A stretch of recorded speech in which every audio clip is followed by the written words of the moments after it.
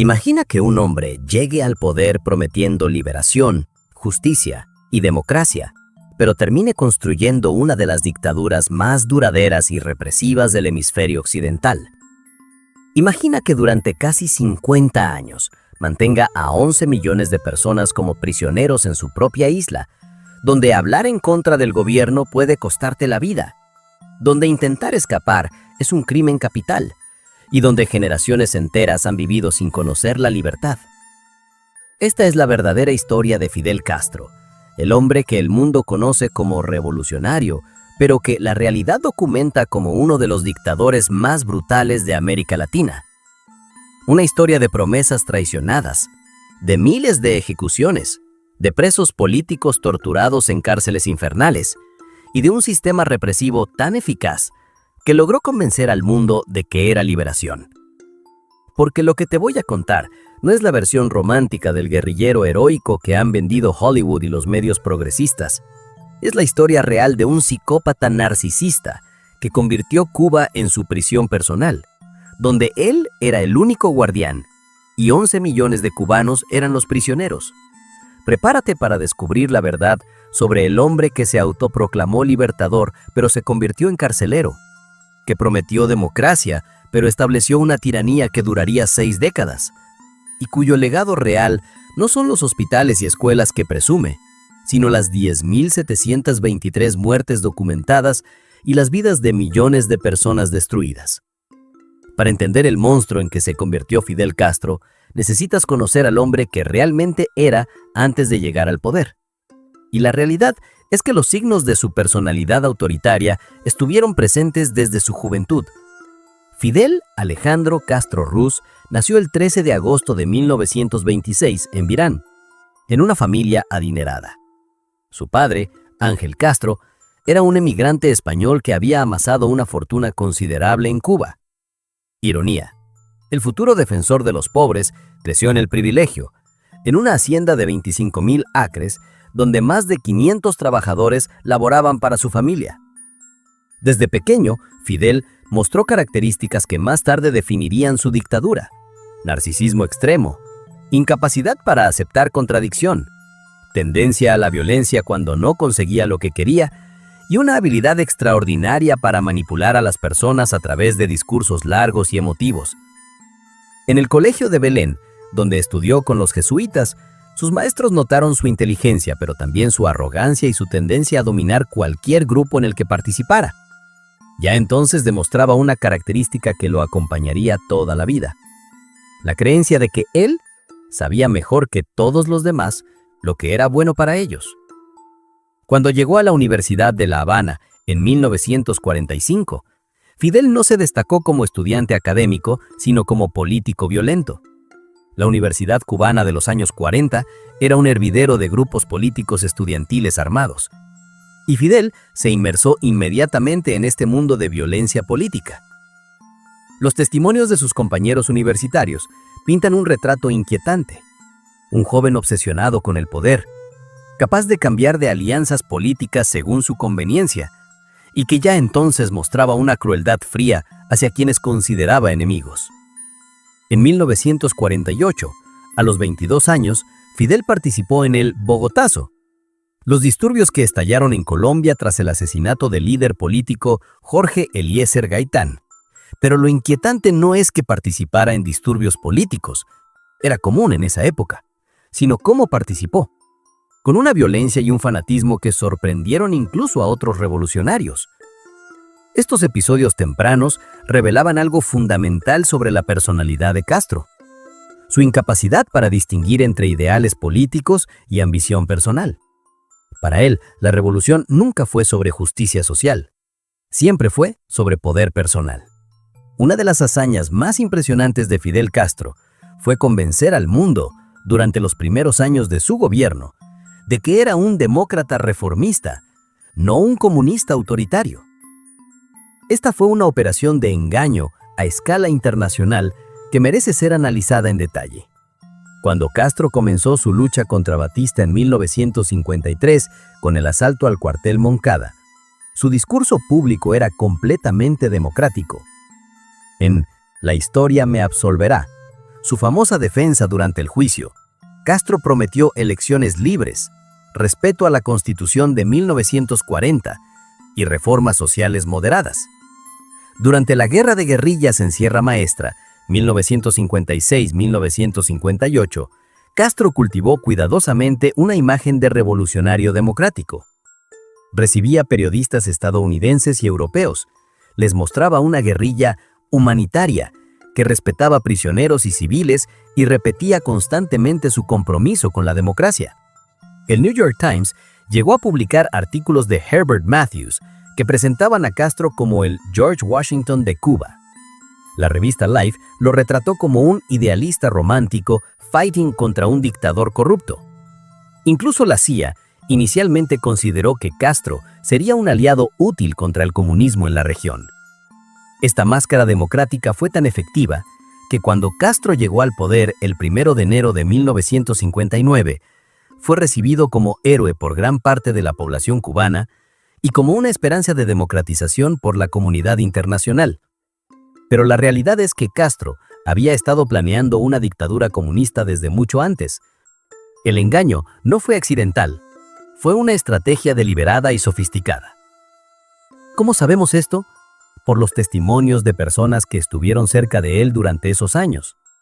Hubert Matos, uno de los comandantes más importantes de la revolución, relató años después que Castro le había confesado en privado, en 1958, que planeaba establecer un gobierno marxista-leninista. Cuando Matos protestó, Castro le dijo: «Hubert, tú no entiendes. Hay que decir una cosa y hacer otra». Carlos Franqui, quien fue director del periódico oficial Revolución en los primeros años, documentó cómo Castro ya tenía listas preparadas de enemigos del pueblo, que serían eliminados una vez que consolidara el poder. Incluso su hermana Juanita Castro, quien inicialmente apoyó la revolución y trabajó en el gobierno, más tarde reveló que Fidel le había dicho en 1959, «Juanita, vamos a hacer una revolución más radical de lo que la gente piensa». La transformación gradual hacia el comunismo, que se enseña en los libros de historia, fue en realidad la implementación de un plan que Castro había concebido desde el principio, pero que ejecutó gradualmente para evitar una reacción violenta tanto interna como internacional.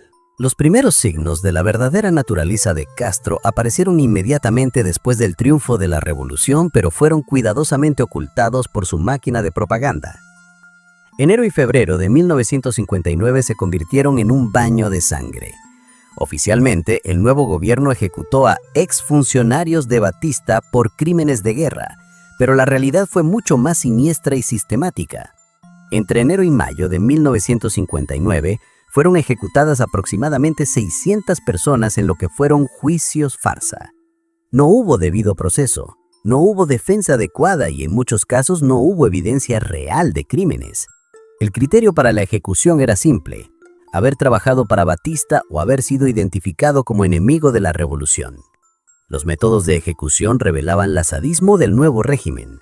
En la fortaleza de la Cabaña, convertida en centro de ejecuciones masivas, se utilizaban 3 paredones, muros de fusilamiento, simultáneamente durante los periodos pico. Según testimonios de exsoldados, las ejecuciones se hacían prácticamente persiguiendo al condenado con disparos. Muchas veces, uno herido en una pierna trataba de escapar, entonces había que matarlo como a un animal. Pero lo más revelador era la actitud de Castro hacia estas ejecuciones cuando la prensa internacional comenzó a criticar lo que llamaron un baño de sangre. Castro no mostró arrepentimiento. En cambio, organizó un rally en el Estadio Nacional donde, ante 17,000 personas, preguntó: ¿apoyan las ejecuciones? El grito de «paredón, paredón», que significa «al muro», se convirtió en el nuevo grito de guerra del régimen. En una declaración que reveló su verdadero carácter, Castro dijo: «La justicia revolucionaria no se basa en preceptos legales, sino en convicción moral. No estamos ejecutando a inocentes o a oponentes políticos». Esta declaración es fundamental para entender el régimen castrista. Castro se había autoproclamado juez supremo de quién vivía y quién moría, basándose no en leyes, sino en su propia convicción moral. Los casos específicos revelan la arbitrariedad del terror.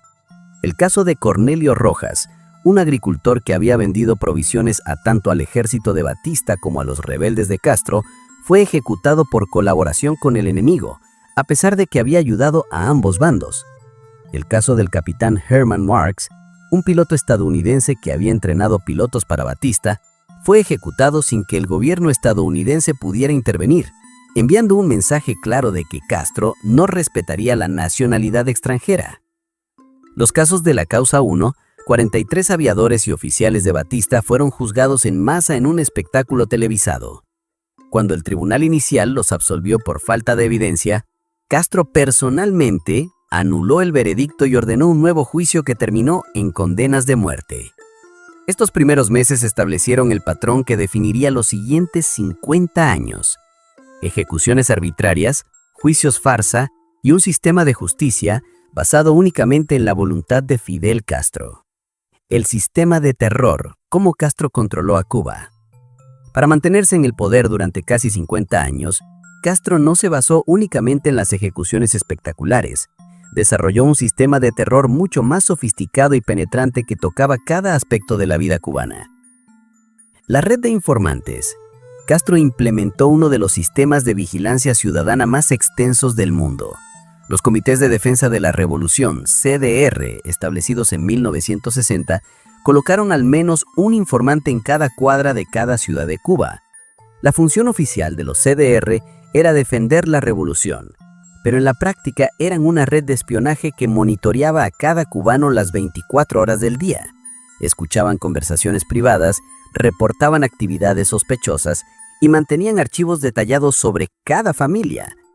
El sistema era tan eficaz que los cubanos desarrollaron el concepto de la pecera, la sensación de vivir constantemente observados, donde cualquier palabra o acción podía ser reportada y castigada.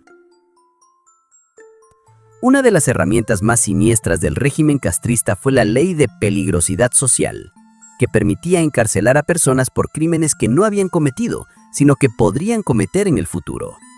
Esta ley, que permanece vigente hasta hoy, define como peligroso a cualquier persona cuya conducta antisocial sugiera que podría cometer un delito. Los criterios incluían asociarse con elementos antisociales, expresar ideas contrarias al socialismo o simplemente tener actitudes negativas hacia el trabajo. Bajo esta ley, miles de cubanos han sido encarcelados por periodos de hasta 4 años sin haber cometido ningún crimen real. Es el equivalente legal del crimen de pensamiento descrito en 1984 de Orwell. Castro entendía que el control físico no era suficiente, necesitaba controlar la mente de los cubanos. Para esto desarrolló un sistema de adoctrinamiento que comenzaba desde la infancia. En las escuelas los niños aprendían consignas como pioneros por el comunismo, seremos como el Che antes de aprender a leer. La educación se convirtió en una herramienta de adoctrinamiento donde la historia, la literatura y hasta las matemáticas se enseñaban con sesgos políticos. Los medios de comunicación se convirtieron en instrumentos de propaganda pura. No existía prensa independiente. Todo lo que los cubanos podían leer, escuchar o ver estaba controlado por el Estado. Incluso las conversaciones privadas se volvieron peligrosas. Los niños eran alentados a reportar comentarios contrarrevolucionarios de sus propios padres. Familias fueron destruidas cuando hijos denunciaron a padres o hermanos denunciaron a hermanos. Cuando las ejecuciones comenzaron a generar demasiada atención internacional negativa, Castro desarrolló una táctica más sutil, el exilio forzoso. Miles de presos políticos fueron liberados con la condición de que abandonaran Cuba inmediatamente. Esto servía a 2 propósitos. Eliminaba líderes potenciales de la oposición y permitía al régimen afirmar ante el mundo que había liberado a presos políticos. Pero el exilio forzado era también una forma de tortura psicológica. Separaba a las familias, obligaba a las personas a abandonar todo lo que conocían y enviaba un mensaje claro a otros cubanos. Oponerse al régimen significaba perder no solo la libertad, sino también la patria. Mientras que la isla de Pinos, más tarde renombrada Isla de la Juventud, se convirtió en la prisión política más conocida, Castro operaba una red de cárceles secretas por toda Cuba donde se torturaba y asesinaba a opositores sin registro oficial. Testimonios de exprisioneros describen condiciones deliberadamente diseñadas para quebrar la mente humana. Celdas tan pequeñas que los prisioneros no podían acostarse, inundaciones regulares de aguas residuales, temperaturas extremas, privación de comida y agua y tortura física sistemática. Una de las técnicas más sádicas era el uso de prisioneros comunes como torturadores de prisioneros políticos. El régimen ofrecía beneficios a criminales violentos a cambio de golpear, violar y humillar a disidentes políticos.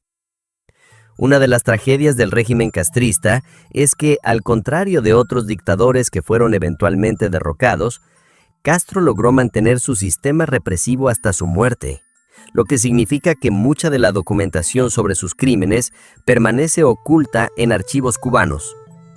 Sin embargo, organizaciones de derechos humanos han logrado documentar cifras que revelan la magnitud del horror. Según el proyecto Cuba Archive, que mantiene la base de datos más completa sobre víctimas del régimen castrista, han documentado 10.723 muertes causadas directamente por el régimen de Castro. Pero esta cifra representa solo los casos que han podido verificar con 2 fuentes independientes. Los investigadores estiman que el número real podría ser 10 veces mayor. El economista Armando Lago, entrenado en Harvard, estima que casi 78,000 personas pueden haber muerto tratando de huir de la dictadura. Los menores no fueron perdonados. 22 niños fueron ejecutados por pelotón de fusilamiento y 32 murieron en asesinatos extrajudiciales. Estos niños tenían entre 9 y 17 años. En 1967, Castro admitió en una entrevista con la revista Playboy que había 20,000 criminales contrarrevolucionarios en las cárceles cubanas. Esta fue una admisión pública rara. Generalmente el régimen negaba la existencia de presos políticos. Un estudio de la Organización de Estados Americanos encontró que en un momento dado había aproximadamente 75,000 presos políticos en Cuba, lo que equivalía a 1 de cada 94 cubanos. La Comisión de Derechos Humanos de la OEA documentó 1.350 casos específicos de abuso en las cárceles cubanas, encontrando que los presos políticos no tienen derechos humanos y son tratados de manera humillante, opresiva y despótica. Una de las más sádicas técnicas del régimen castrista fue descubierta en los años 60, el comercio de sangre de presos políticos. Antes de las ejecuciones, el régimen extraía aproximadamente 7 pintas de sangre de cada prisionero, dejándolos en estado de parálisis. Luego eran llevados en camillas al paredón y ejecutados. La sangre era vendida a Vietnam comunista a $50 por pinta. Este comercio representaba no solo una crueldad extrema hacia los prisioneros, sino también una forma de monetizar literalmente la represión política. Miles de cubanos simplemente desaparecieron durante el régimen castrista. A diferencia de las ejecuciones públicas de los primeros años, estas desapariciones fueron secretas, dejando a las familias sin saber si sus seres queridos estaban vivos o muertos. El caso más famoso es el de Camilo Cienfuegos, uno de los comandantes más populares de la revolución, cuyo avión desapareció misteriosamente en octubre de 1959 después de arrestar a Huber Matos. Hasta hoy, el gobierno cubano se niega a revelar qué pasó realmente con Cienfuegos. Más de 2 millones de cubanos han huido de la isla desde 1959, aproximadamente el 20% de la población. Miles murieron en el intento. Durante la crisis de los balseros en 1994, el régimen utilizó el éxodo masivo como arma política, alentando activamente a los cubanos a lanzarse al mar en embarcaciones improvisadas para presionar a Estados Unidos. Se estima que entre 16,000 y 100,000 personas han muerto tratando de escapar de Cuba, aunque las cifras exactas son imposibles de verificar debido al secreto del régimen. Una de las características más reveladoras del carácter de Castro fue su tendencia a eliminar sistemáticamente a cualquier persona que pudiera representar una amenaza a su poder personal, incluyendo a sus propios aliados y compañeros de revolución. El caso Huber Matos. Matos había sido uno de los comandantes más importantes de la revolución, responsable de la provincia de Camagüey. En octubre de 1959, apenas 10 meses después del triunfo, Matos escribió una carta de renuncia a Castro, expresando su preocupación por la creciente influencia comunista en el gobierno. La reacción de Castro fue inmediata y despiadada. Voló personalmente a Camagüey con Camilo Cienfuegos para arrestar a Matos, a quien acusó públicamente de traición. Cienfuegos, que conocía la inocencia de Matos, expresó su incomodidad con la orden. Su avión desapareció misteriosamente en el vuelo de regreso. Matos fue sentenciado a 20 años de prisión en un juicio espectáculo. Castro aseguró personalmente que cumpliera cada día de su sentencia, convirtiéndolo en un mensaje para cualquier otro compañero que pensara en cuestionarlo. El destino de los comandantes originales. De los comandantes que lucharon con Castro en Sierra Maestra, muy pocos sobrevivieron políticamente más allá de los primeros años. Camilo Cienfuegos, desaparecido en 1959. Huber Matos, 20 años de prisión. Eloy Gutiérrez Menoyo, arrestado y encarcelado durante 22 años. William Morgan, ejecutado en 1961. Pedro Miret, marginado y reducido a funciones ceremoniales. Solo aquellos que se subordinaron completamente a Castro, como su hermano Raúl y Ramiro Valdés, lograron sobrevivir políticamente. Castro también eliminó sistemáticamente a los intelectuales y escritores que habían apoyado inicialmente la revolución, pero que comenzaron a cuestionar su dirección autoritaria. Eberto Padilla, el poeta más prominente de Cuba, fue arrestado en 1971 y forzado a confesar públicamente sus errores en un espectáculo que recordaba los juicios de Moscú bajo Stalin. Reinaldo Arenas, el escritor que más tarde documentaría el horror del régimen castrista en Antes que anochezca, fue perseguido, encarcelado y eventualmente forzado al exilio. Carlos Franqui, director del periódico oficial Revolución, fue marginado y eventualmente se exilió cuando comenzó a criticar el autoritarismo de Castro. La purga de intelectuales envió un mensaje claro. Incluso el apoyo inicial a la revolución no protegía a nadie si se atrevían a cuestionar a Castro. Uno de los casos más impactantes fue la ejecución del general Arnaldo Ochoa en 1989. Ochoa era un héroe de guerra, veterano de las campañas africanas de Cuba y uno de los militares más respetados del país. Cuando Ochoa comenzó a cuestionar privadamente algunas políticas de Castro y a ganar popularidad independiente en el ejército, fue arrestado bajo cargos fabricados de narcotráfico. El juicio fue un espectáculo mediático diseñado para destruir su reputación antes de ejecutarlo. La ejecución de Ochoa demostró que nadie, sin importar sus servicios al régimen, estaba a salvo si Castro percibía una amenaza a su poder absoluto. Una de las defensas más comunes del régimen castrista ha sido la afirmación de que, a pesar de la represión política, Castro logró avances significativos en educación y salud. Esta narrativa requiere un examen crítico de los hechos. Castro efectivamente logró reducir el analfabetismo en Cuba, pero convirtió la educación en una herramienta de control mental más que de liberación intelectual. El sistema educativo cubano no enseña pensamiento crítico, enseña obediencia al Estado. Los estudiantes aprenden a recitar consignas revolucionarias, pero no a cuestionar información o formar opiniones independientes. Los maestros que intentaron enseñar contenido no autorizado fueron removidos del sistema. Los estudiantes que mostraron actitudes contrarrevolucionarias fueron expulsados o enviados a escuelas de reeducación. Además, el trabajo infantil se convirtió en parte integral del sistema educativo. Los estudiantes eran forzados a trabajar en campos de caña de azúcar durante meses cada año, una práctica que cualquier organización internacional habría considerado explotación infantil. El sistema de salud cubano ha sido presentado como uno de los logros más importantes del régimen, pero esta imagen no resiste un análisis profundo. Primero, Cuba heredó una infraestructura médica relativamente avanzada. En 1958, Cuba tenía el tercer sistema de salud más avanzado de América Latina, después de Argentina y Uruguay. Segundo, las estadísticas médicas cubanas están completamente controladas por el Estado y no pueden ser verificadas independientemente. No existe transparencia sobre tasas reales de mortalidad, prevalencia de enfermedades o disponibilidad de medicamentos. Tercero, existe un sistema de salud de dos niveles, uno para la élite del partido y extranjeros, usado para propaganda, y otro para la población general. Los hospitales mostrados a visitantes extranjeros no representan la realidad de la mayoría de los cubanos. Cuarto, miles de médicos cubanos han desertado cuando han tenido la oportunidad, incluyendo durante misiones médicas en el extranjero. Estos médicos describen un sistema donde la lealtad política es más importante que la competencia médica. Lejos de crear prosperidad, el régimen castrista convirtió a Cuba en uno de los países más pobres de América Latina. Cuba en 1958 tenía el segundo ingreso per cápita más alto de América Latina. Hoy, después de 60 años de revolución, el salario promedio de un profesional cubano es aproximadamente $20 por mes. La economía cubana nunca logró diversificarse más allá del azúcar, e incluso la producción azucarera colapsó bajo la administración estatal.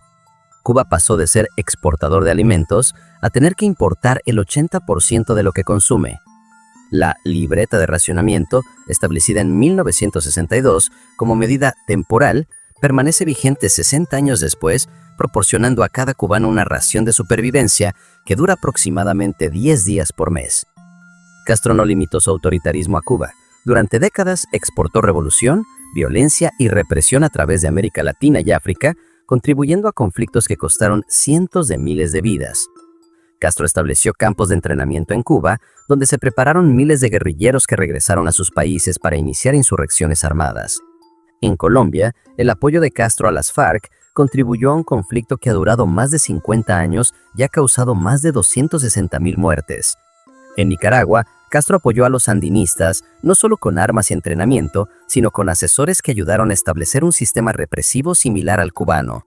En El Salvador, las guerrillas entrenadas en Cuba prolongaron una guerra civil que devastó el país durante más de una década. En Venezuela, Castro estableció una alianza con Hugo Chávez que transformó a Venezuela de la democracia más estable de América del Sur en una dictadura que ha causado la mayor crisis humanitaria en la historia reciente del hemisferio occidental. En África, Castro desplegó más de 400,000 soldados cubanos en diversos conflictos durante las décadas de 1970 y 1980. Aunque estas intervenciones son a menudo presentadas como ayuda fraternal, la realidad es que Castro usó África como campo de entrenamiento para su ejército y como forma de ganar influencia internacional. Los soldados cubanos que regresaron de África trajeron consigo enfermedades, traumas e historias de brutalidad que el régimen se esforzó por ocultar. Miles de soldados cubanos murieron en conflictos africanos, pero sus familias nunca fueron informadas oficialmente de las circunstancias de sus muertes. Castro también apoyó grupos terroristas internacionales, proporcionando entrenamiento, armas y refugio a organizaciones como el ETA español, el IRA irlandés, las Brigadas Rojas italianas y varios grupos de Oriente Medio. Cuba se convirtió en un refugio para terroristas internacionales buscados por Interpol. El régimen los protegía a cambio de servicios de entrenamiento para fuerzas cubanas. Este apoyo al terrorismo internacional convirtió a Cuba en una amenaza no solo para sus propios ciudadanos, sino para la seguridad mundial.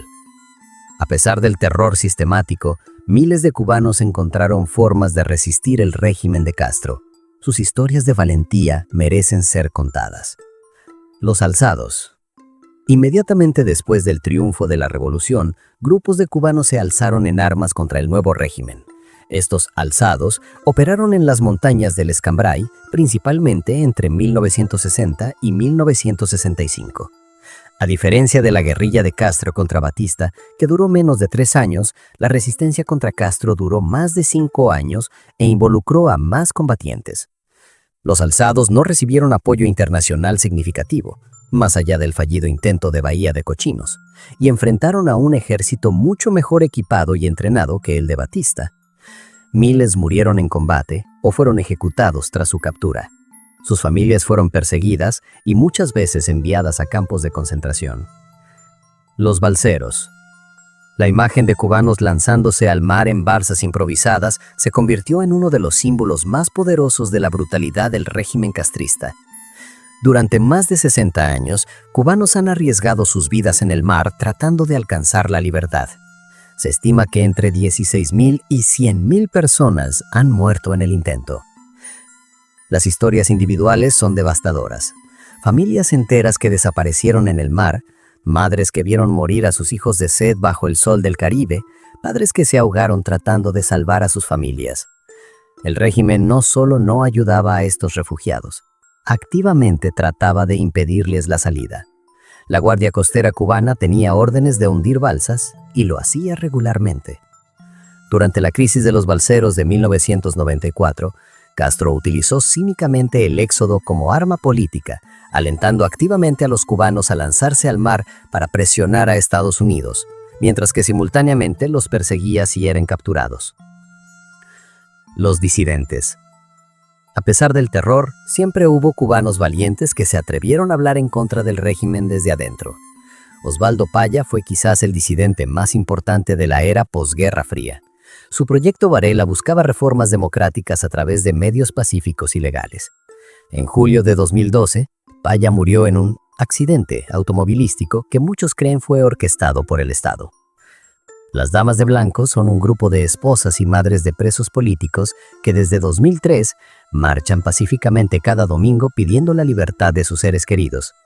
Han sido golpeadas, arrestadas y humilladas públicamente, pero continúan su protesta. El doctor Oscar Elías Bisset es un médico afrocubano que pasó 11 años en prisión por sus actividades de derechos humanos. Fue torturado, mantenido en aislamiento y sometido a condiciones diseñadas para quebrar su espíritu, pero nunca renunció a sus principios. Guillermo Farinas realizó múltiples huelgas de hambre, algunas de más de 130 días, protestando las violaciones de derechos humanos. Su determinación de morir antes que renunciar a sus principios forzó al régimen a hacer concesiones menores para salvar su imagen internacional. Los plantados. Los plantados fueron presos políticos que se negaron a participar en programas de rehabilitación o a usar el uniforme azul de presos comunes, manteniendo en cambio su ropa personal como símbolo de resistencia. Esta decisión aparentemente simbólica conllevaba consecuencias brutales. Años adicionales de prisión, torturas sistemáticas, aislamiento total y condiciones de vida diseñadas para quebrar su voluntad. Algunos plantados pasaron más de 20 años en prisión.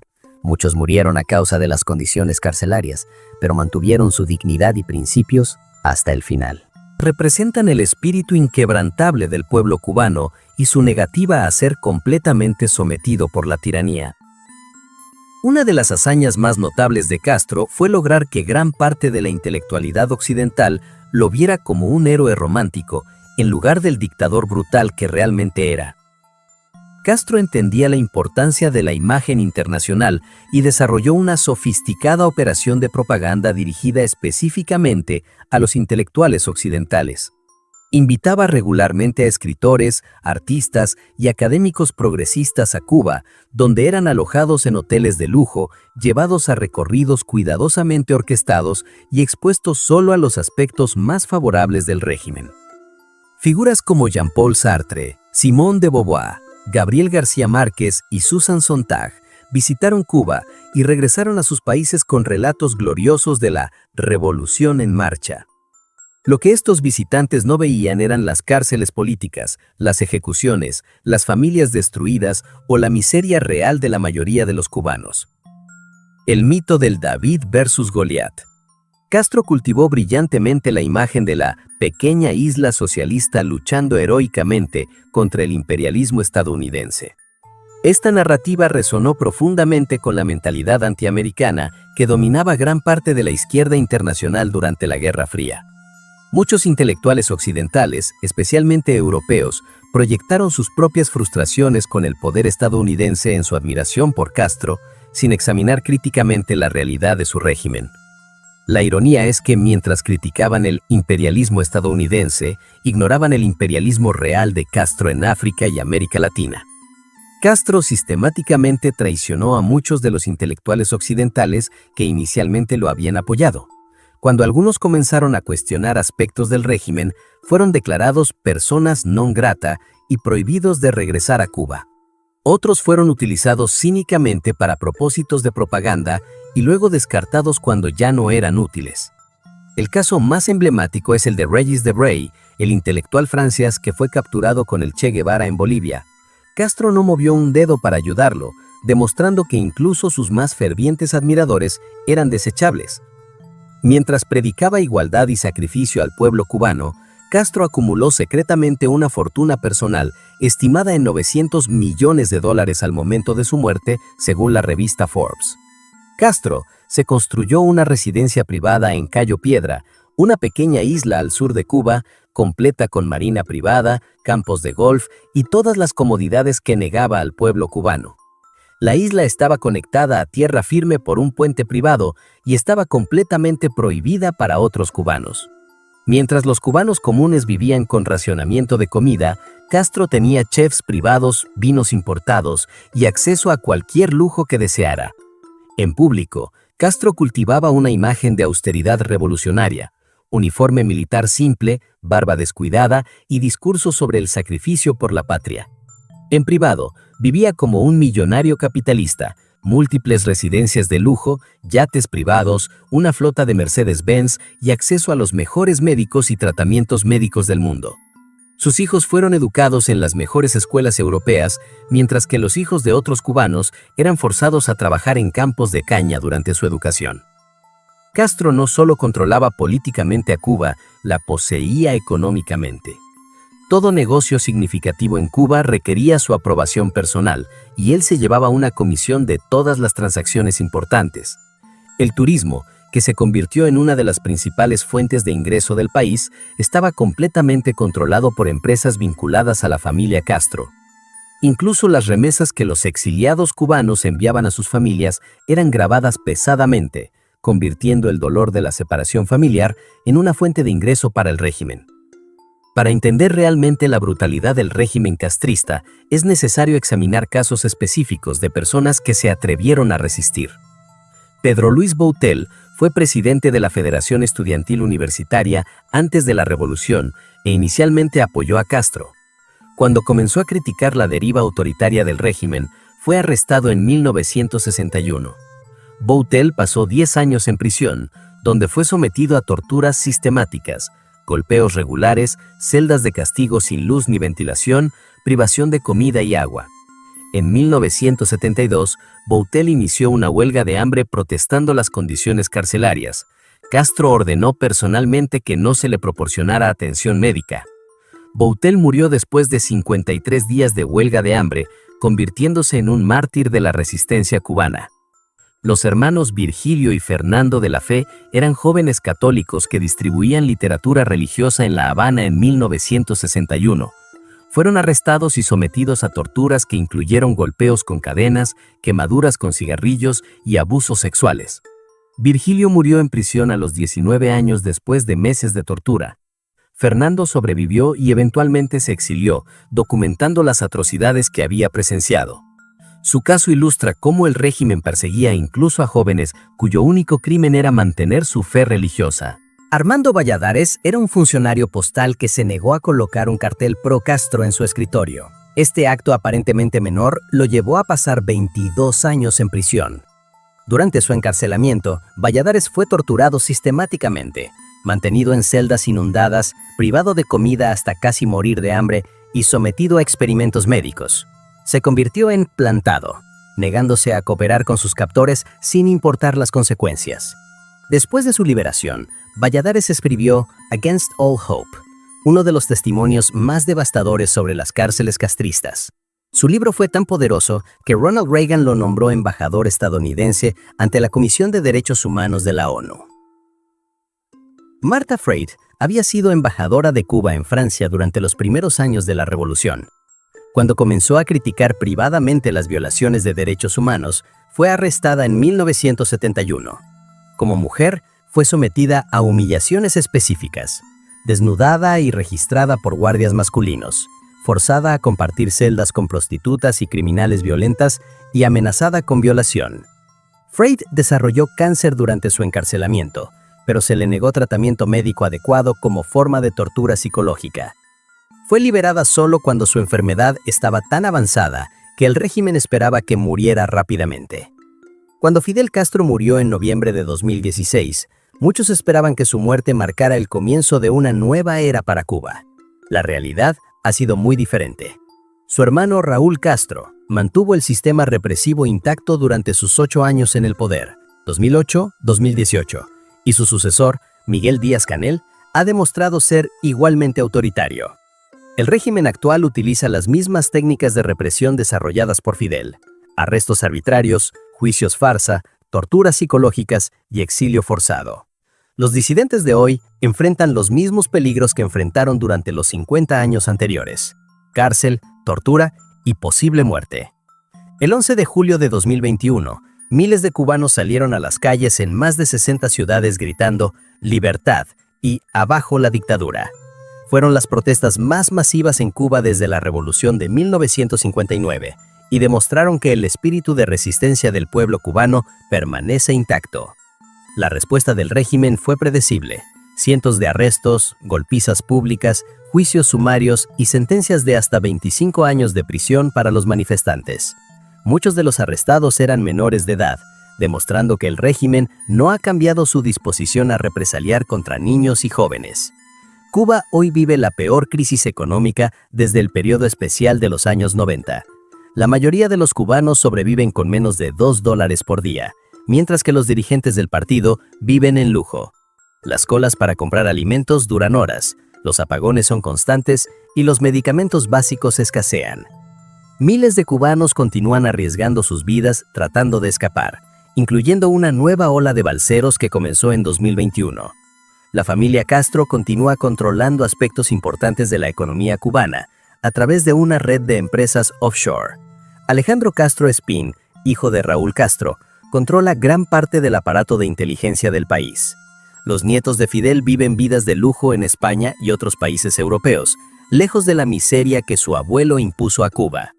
Esta continuidad dinástica demuestra que Cuba nunca fue realmente una revolución popular, sino la toma de poder por una familia específica. La historia de Fidel Castro no es simplemente un capítulo cerrado de la Guerra Fría. Sus métodos y su legado continúan influyendo a autoritarios en todo el mundo. Castro escribió, sin saberlo, el manual de dictadores del siglo XXI. 1. Llegar al poder prometiendo democracia, luego eliminar gradualmente las libertades. 2. Controlar la narrativa a través del monopolio de los medios y la educación. 3. Crear enemigos externos para justificar la represión interna. 4. Usar programas sociales como justificación para el autoritarismo. 5. Cultivar admiradores internacionales que defiendan el régimen contra las críticas. 6. Eliminar sistemáticamente a cualquier tipo de amenaza al poder personal. El modelo castrista ha sido copiado por dictadores contemporáneos. En Venezuela, Hugo Chávez siguió exactamente el mismo patrón: llegar al poder democráticamente, prometer cambios graduales, luego eliminar sistemáticamente la oposición y establecer una dictadura familiar. En Nicaragua, Daniel Ortega ha aplicado las mismas técnicas para mantenerse en el poder indefinidamente. En otros lugares del mundo, dictadores estudian el éxito de Castro en mantenerse en el poder durante 5 décadas. Una de las tragedias más grandes es que muchas personas, especialmente jóvenes, no conocen la verdadera historia del régimen castrista. En universidades occidentales, Castro es a menudo presentado como un líder antiimperialista progresista, sin mención de las miles de víctimas de su régimen. Esta ignorancia histórica permite que las mismas mentiras se repitan en nuevos contextos, con nuevos dictadores usando las mismas técnicas para engañar a nuevas generaciones. Otra lección importante es el peligro de justificar la tiranía en nombre de objetivos supuestamente nobles.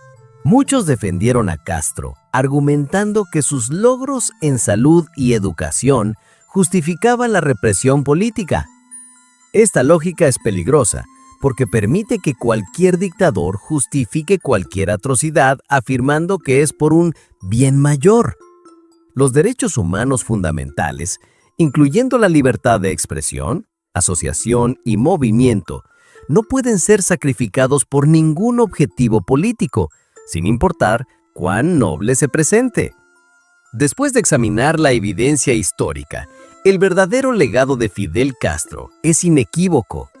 Fue uno de los dictadores más efectivos y duraderos del siglo XX que logró mantenerse en el poder durante casi 50 años a través de un sistema de terror, propaganda y manipulación. Los números no mienten. 10.723 muertes documentadas causadas directamente por el régimen. Estimado de 78.000 personas que murieron tratando de escapar. 75.000 presos políticos en un momento dado. 2 millones de exiliados, el 20% de la población. 22 niños ejecutados por pelotón de fusilamiento. Estas cifras representan no solo estadísticas, sino vidas humanas reales, familias destruidas, sueños truncados. Castro predicó igualdad, pero vivió como millonario. Prometió democracia, pero estableció una dictadura. Habló de liberación, pero convirtió Cuba en una prisión. Afirmó defender a los pobres, pero los empobreció sistemáticamente. Esta hipocresía no fue accidental, fue fundamental para su estrategia de poder. Una de las tragedias más grandes de la historia de Castro es cómo logró mantener admiradores internacionales, incluso mientras brutalizaba a su propio pueblo. Intelectuales occidentales que jamás habrían tolerado tal represión en sus propios países, la excusaban en Cuba en nombre del antiimperialismo. Esta complicidad internacional permitió que Castro operara durante décadas sin enfrentar consecuencias reales por sus crímenes. Pero tal vez la lección más importante de la historia cubana es la resistencia inquebrantable del espíritu humano. A pesar de 60 años de represión, los cubanos nunca han dejado de luchar por su libertad. Cada balsero que se lanza al mar, cada disidente que se niega a callar, cada joven que grita libertad en las calles demuestra que la tiranía nunca puede quebrar completamente el deseo humano de ser libre. La muerte de Fidel Castro en 2016 no marcó el fin de la dictadura cubana, pero sí marcó el fin de una era. Las nuevas generaciones de cubanos no tienen memoria del periodo heroico de la revolución. Para ellos, el sistema castrista no es liberación, es simplemente la prisión en la que nacieron. El régimen actual enfrenta desafíos que Fidel nunca enfrentó. Una población mayoritariamente joven que no cree en la revolución, acceso creciente a información externa a través de Internet y una crisis económica que hace insostenible el modelo actual. La historia de Fidel Castro debe servir como recordatorio de que los crímenes contra la humanidad no deben ser olvidados o excusados sin importar la ideología del perpetrador. Las víctimas del régimen castrista merecen justicia y reconocimiento. Sus familiares merecen saber la verdad sobre lo que pasó con sus seres queridos. La comunidad internacional debe aprender de los errores que permitieron que Castro operara con impunidad durante décadas. Algún día, Cuba será libre. Ese día inevitablemente llegará, porque ninguna dictadura es eterna y porque el deseo humano de libertad es más fuerte que cualquier sistema de represión. Cuando llegue ese día, será fundamental que la verdadera historia de Fidel Castro sea contada sin romantización, sin excusas, sin relativismo moral. Los cubanos necesitarán conocer toda la verdad sobre lo que sufrieron durante 6 décadas de dictadura. El mundo necesitará aprender las lecciones de cómo un hombre logró engañar a millones de personas, tanto dentro como fuera de Cuba, presentando la tiranía como liberación. Las futuras generaciones necesitarán entender cómo la admiración ciega por líderes carismáticos puede llevar a la justificación de los peores crímenes. Y las víctimas del régimen castrista, los ejecutados, los torturados, los exiliados, los que trataron de escapar, necesitarán finalmente recibir la justicia que se les negó durante sus vidas. La verdadera historia de Fidel Castro no es la historia de un revolucionario heroico que liberó a su pueblo. Es la historia de un dictador astuto que logró convencer al mundo de que la esclavitud era libertad, que la pobreza era prosperidad y que la muerte era revolución. Es una historia que debe ser contada, recordada y nunca repetida, porque solo conociendo la verdad completa sobre el pasado podemos proteger el futuro de la libertad.